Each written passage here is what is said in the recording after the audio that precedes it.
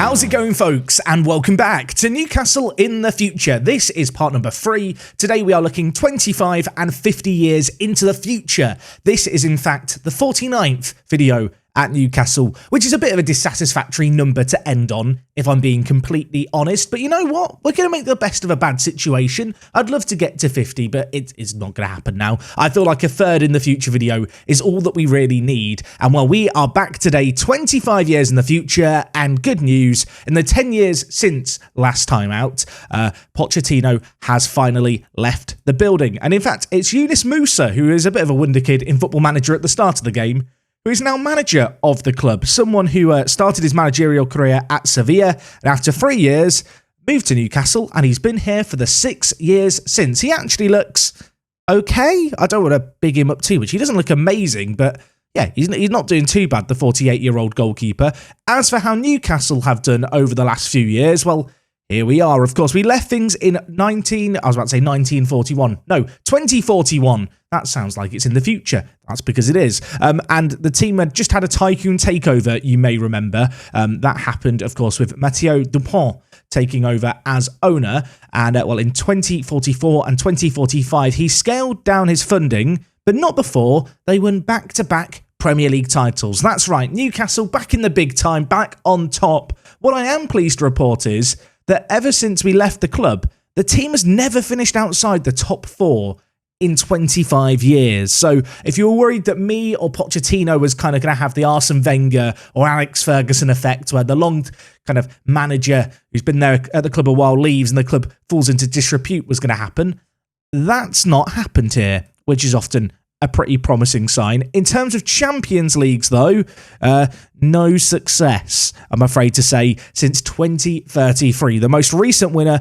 was Bayern Munich. Prior to that, Arsenal winning it a couple of times and Manchester City. If we just look at the most recent Premier League table, it's those two sides towards the top. Arsenal, Man City in first and second, the two teams who have been sharing the spoils of the Premier League over the last 5 years. So the good news is that Newcastle did manage to transition out of that pretty horrific squad situation they found themselves in. Of course, we left things 10 years ago now with the likes of Mbappe, Haaland, Declan Rice, Jude Bellingham, all in their late 30s, never really being replaced. I'm curious really to look actually at how much money was spent over the course of the few years after the initial tycoon takeover.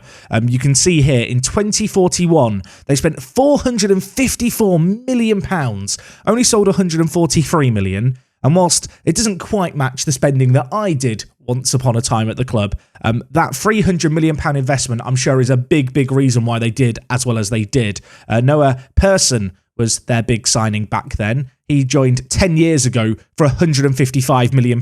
Incidentally, he is still at the club. They signed him when he was 21 for that kind of crazy money. I'm going to be honest, he is one of the best centre-backs I've seen in Football Manager all year. 20 jumping reach, professional personality, really good PPMs as well. His technical ability, his ability with the ball at his feet is not too shabby either footed. Genuinely, this guy might be one of the best centre-backs I've seen all year, and you could probably play him and he'd be a rather world-class centre-mid, to be honest. So, yeah, it looks like they actually invested quite well in this window. And then beyond there, you can see they did spend a little bit of money in the resulting years. I mean, maybe that's playing it down a little bit. They still had a net spend of close to 100 million the following year. The year after that, £200 million spent, a net spend of over 100 million again. In recent years, it's been perhaps slightly less splashy. That's an expression that doesn't really sound that great, does it? Look, they've spent money fairly big on a couple of occasions. In 2048, they spent 285 million, having only raked in 141. Although the year before that, they did have some pretty big sales. They sold Pedro Pereira for £117 million. I mean, he's a very good centre-back to give up. I'm not sure if I would sell him for 117 million. They bought him for 85 million from Wolfsburg. He is a pretty good player. 122 caps for Portugal to his name.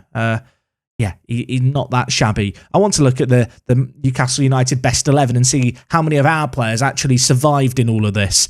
So looking at things, the good news is Ramsdale is still in the team. Johansson's still in the team. Unfortunately, Person, who is that massive record transfer, is now in at centre-back. Yves Lambert is in at right-back, 34 years old. He's been at the club for a very, very long time. In fact, I think this is the guy I looked at previously and said he wouldn't be a very good key player. Over the last 10 years, he's done rather well for a £94 million signing. I guess he's largely played at right back for them.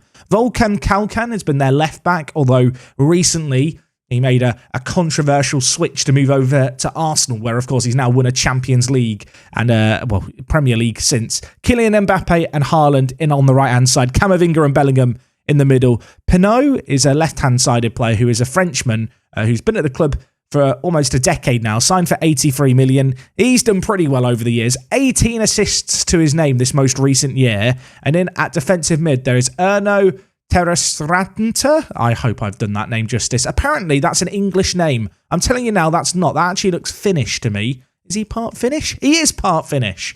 It'd probably be Terrasranta is probably how you'd say that name if you were wanting to say it properly. For people wondering, only took me 20 seconds to figure that out. Look, it's a very, very good team. A few of our players have still survived. Yusuf Demir, Pedri, Calvert-Lewin, Gvardiol all clinging on towards the bottom. If we look at the record holders, Kylian Mbappe still holds the record for most league goals by a player. Calvert-Lewin holds the record for most goals by a player in a season with 55. Jude Bellingham has the most league appearances by a player in Newcastle history with 588.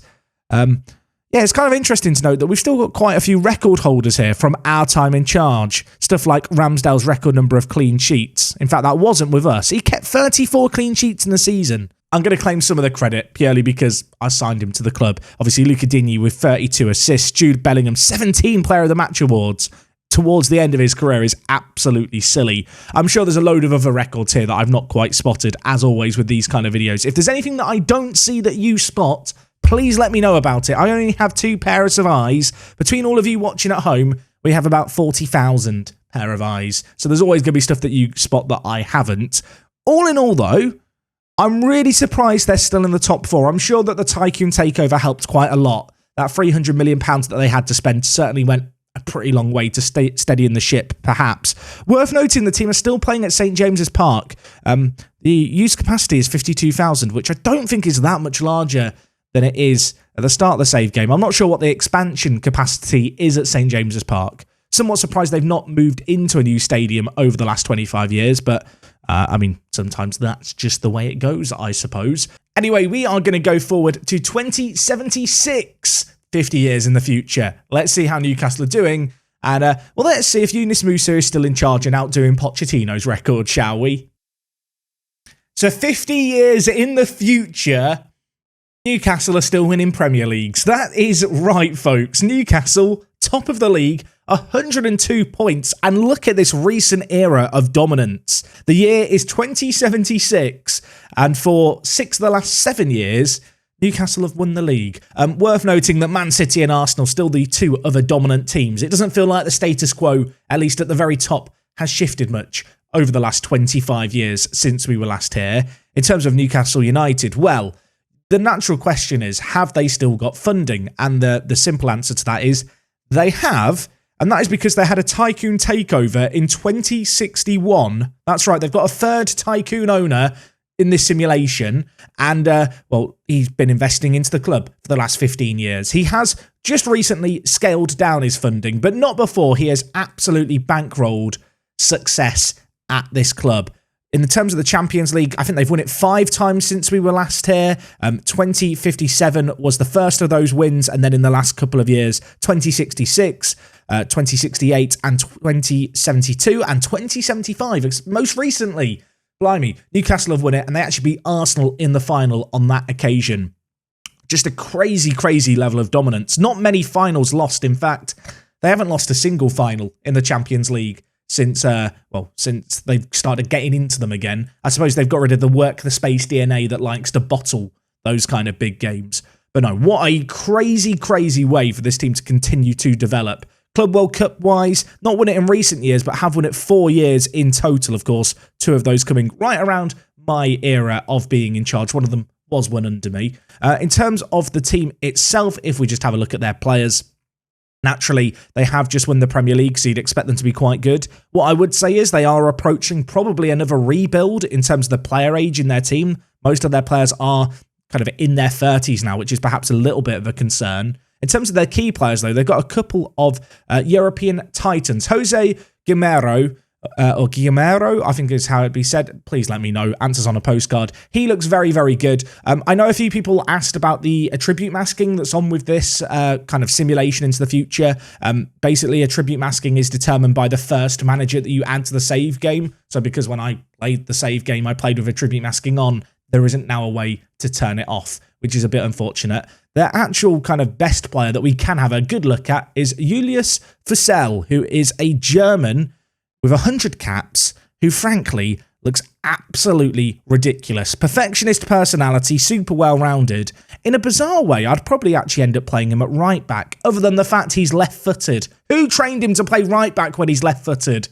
I feel like I've been assaulted just looking at that and the fact that they've ruined him in that way. £127 million he was spent on, or spent for, looking at Newcastle's transfer history. The reality is they have continued to spend a rather large sum of money. 100 million spent this year, just gone. The year before that, you can see their net spend was over 120 million pounds. So yeah, there's been rather large investment in the squad, and especially around the time of the initial takeover, which I want to try and find the exact year of here, but there was a couple of years where they did continue to spend rather large sums of money. I mean, you can see the graph here. It's broken a little bit with how many bars there now are on it.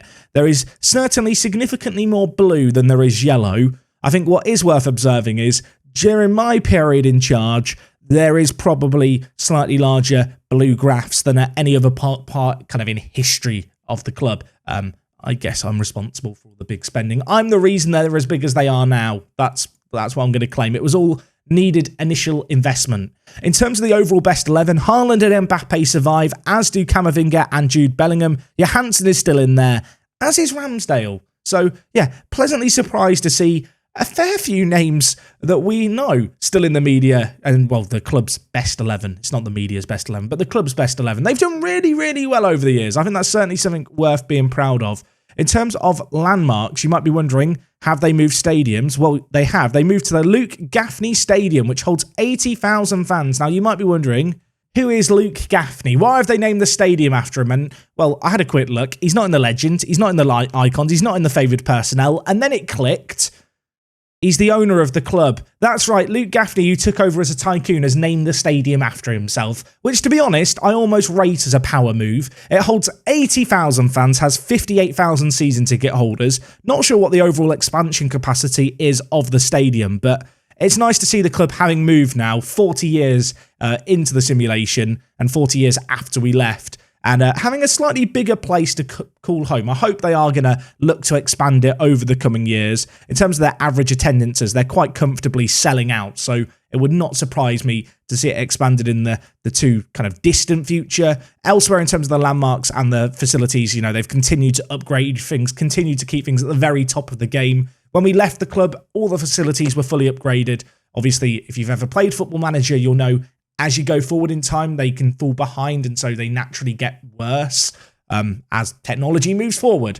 And it's good to see that the club, over the number of years since we left, have just continued to maintain the very top facilities. Superb training facilities, superb youth facilities, exceptional academy coaching and youth recruitment. That is all very good to see. In terms of record holders, well, bad news, Calvert-Lewin. Good news for Calvert-Lewin, rather. Bad news for Kylian Mbappe.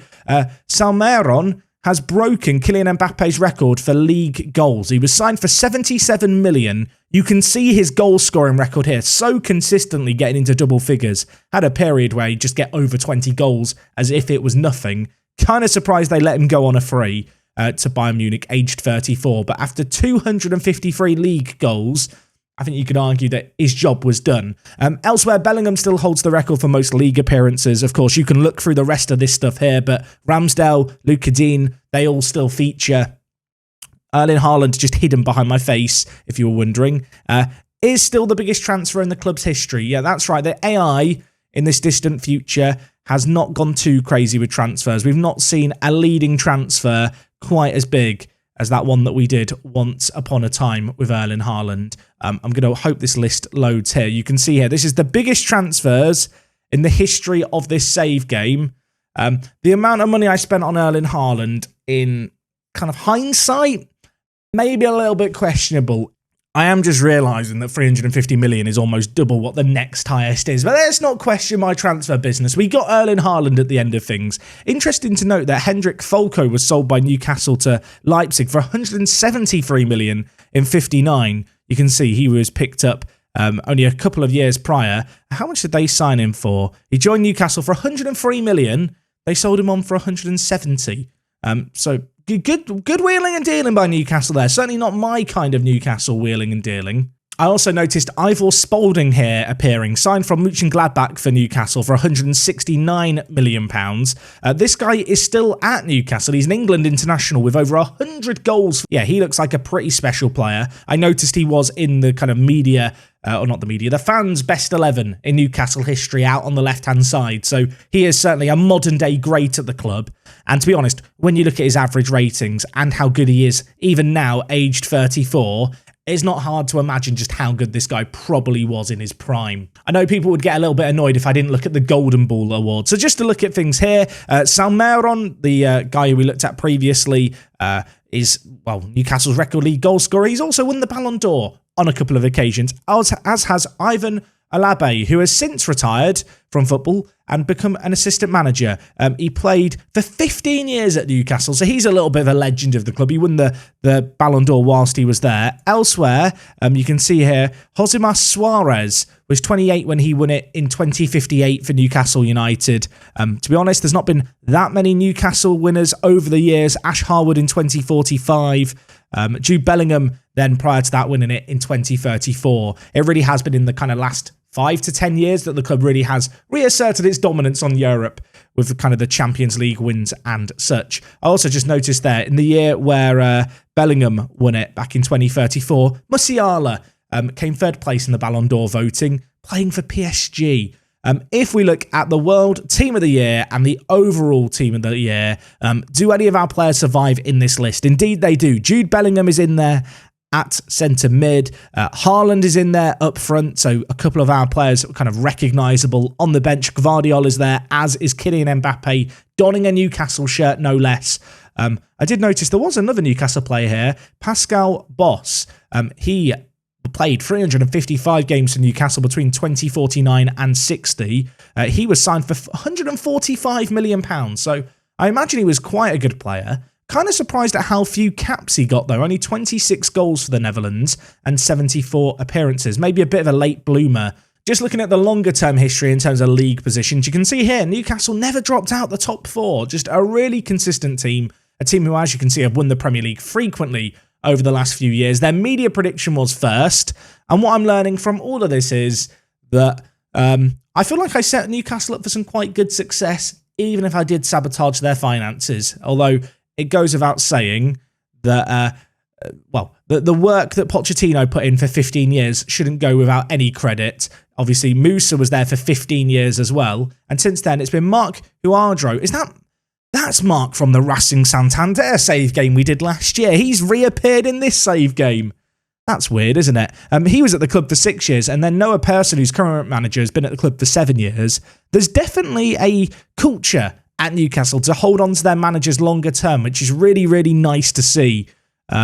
I'm also quite happy to see that Mark did actually win a Premier League in charge. Noah Persson, of course, has come in and won 6 leagues since. He's been a very, very good manager for them. Yeah, I mean, this is a Newcastle team that I didn't expect to maintain its challenge like they have towards the top of the table. Naturally, with these kind of simulations, teams tend to drop off. Of course, the fact that a tycoon come in who named a stadium after himself probably helped them on their way a little bit and help them maintain relevance.